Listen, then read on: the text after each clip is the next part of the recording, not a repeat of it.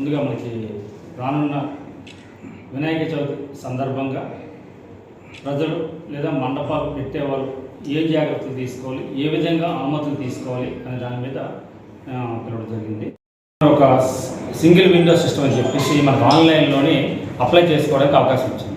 So ఇప్పటికే చాలామంది మనం పేపర్లో ఇవ్వడం ద్వారా ఆల్రెడీ ఆన్లైన్లో అప్లై చేసుకుంటున్నారు. అందులో మనకి ముందుగా ఆన్లైన్లో అప్లై చేసిన తర్వాత ఏ విధంగా అప్లై చేసుకోవాలి అంటే, మనం ఎక్కడైతే ఆన్లైన్లో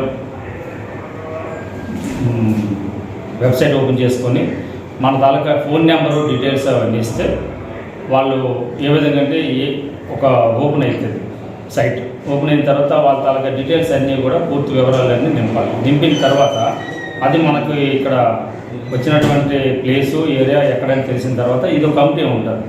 police, electrical department, fire department, municipal department, ఈ 4 డిపార్ట్మెంట్ వెళ్ళి అక్కడికి వెళ్ళి చెక్ చేసుకొని అక్కడ ఏం చలానా కట్టాలి, ఎన్ని రోజులు ఉంటుంది అవన్నీ వెరిఫై చేసుకొని దాన్ని బట్టి ఎంత కట్టాలని చెప్తారు. అది మీ సేవలో చలానా కట్టి మళ్ళీ ఏదైతే మనం వీళ్ళు ఆన్లైన్లో చేశారో దానిలో అప్లోడ్ చేస్తే మేము అప్రూవల్ చేస్తాం.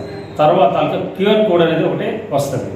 అది తీసుకొని ప్రింట్ తీసుకొని లామినేషన్లో పెట్టుకుని ఎక్కడైతే మండపాలు పెడతారో ఆ మండపాల దగ్గర పెట్టుకోవాలి.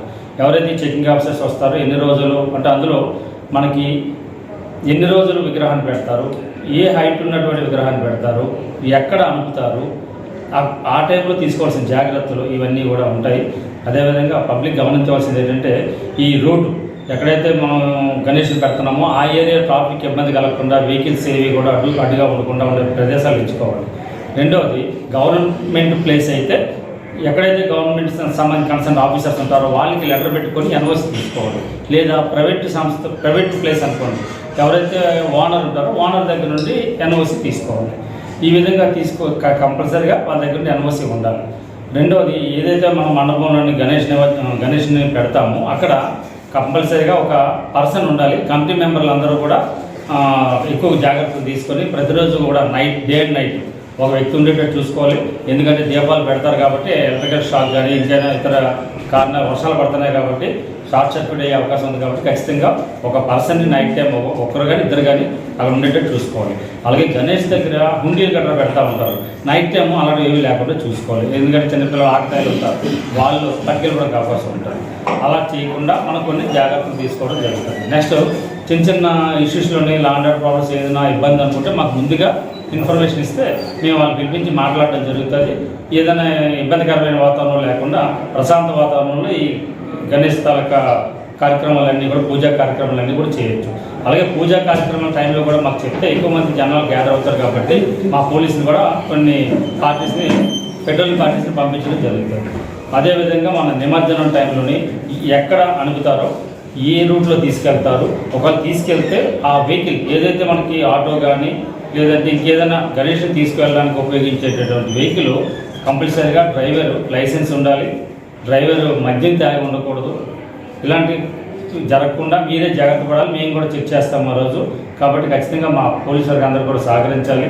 ఇంకా ఈ గణేష్ నిమజ్జనం టైంలోని ఎక్కడైతే మనకి కొన్ని పాయింట్లు ఉంటాయో అవి కూడా అక్కడ కూడా మనం పర్సనల్గా విజిట్ చేసి అక్కడ ఏదైనా లైటింగ్ అవసరమైతే లైటింగ్ ఉండేటట్టు ఎక్కడ ఇబ్బందులు లేకుండా అవసరమైతే స్విమ్మర్స్ని కానీ ఇంకా పెట్టడం జరుగుతుంది. అది ఈ 4 డిపార్ట్మెంట్లు ఎలక్ట్రికల్, ఫైర్ అండ్ పోలీస్, ఈ మున్సిపల్ మేమందరం కూడా వెళ్ళి పర్సనల్గా విజిట్ చేసి అక్కడ ఓకే చెప్పిన తర్వాత చలానా ఎంత కట్టాలో చెప్తాము. దాని ప్రకారం చలానా కట్టుకోవాలి. ఎక్కడ ఎటువంటి అవాంఛనీయ సంఘటనలు జరగకుండా తీసుకోవాల్సిన జాగ్రత్తలు తీసుకుంటాము.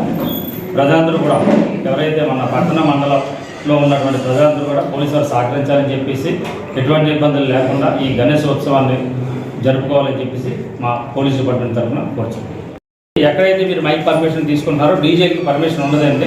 ఉదయం 6 గంటల నుండి రాత్రి 10 గంటల వరకు మాత్రమే ఈ మైక్ పర్మిషన్ ఇవ్వడం జరుగుతుంది. డీజేలు ఎక్కడ కూడా పర్మిషన్ ఇవ్వడం జరగదు. రెండోది, ఏదైనా స్టేజ్ ప్రోగ్రామ్స్ ఉంటే ముందుగా పర్మిషన్ తీసుకోవాలి. అసభ్యకరమైనటువంటి ఏవైనా సరే నృత్యాలు కానీ ఇంకోటి పెట్టినట్టయితే చట్టపరమైన చర్యలు కూడా తీసుకోవడం జరుగుతుంది. ఎక్కడ మీరు స్టేజ్ ప్రోగ్రామ్ కానీ కల్చరల్ ప్రోగ్రామ్స్ కానీ డీజేలు కానీ ఏదైనా పెట్టాలనుకున్నప్పుడు మాకు ముందుగా తెలియజేయాలి. డీజేకి పర్మిషన్ లేదు, మైక్ పర్మిషన్ మాత్రం పెట్టాలి. ఖచ్చితంగా ఇందులో ఎటువంటి ఇది కూడా లేదు. ఖచ్చితంగా పర్మిషన్ మాత్రం తీసుకోవాలి. అందుకని మేము పర్సనల్గా విజిట్ చేస్తాం కాబట్టి ఆ టైంలో ఈ ఏవైతే నిబంధనలు ఉన్నాయో ఆ నిబంధనలు అన్నీ కూడా పేపర్ రూపంలో ఇవ్వడం జరుగుతుంది, మేము ఓరల్గా చెప్పడం జరుగుతుంది. కాబట్టి దీనికి ఏదైతే ఈ నిబంధనలకు లోబడి మన ఈ పూజా కార్యక్రమాలన్నీ కూడా చేయవలసి ఉంటుంది. వినాయక చవితి సంబంధించిన కార్యక్రమాలన్నీ కూడా ప్రజలందరూ కూడా మాకు సహకరించాలని చెప్పేసి డిపార్ట్మెంట్ తరఫున కోరుతున్నాను.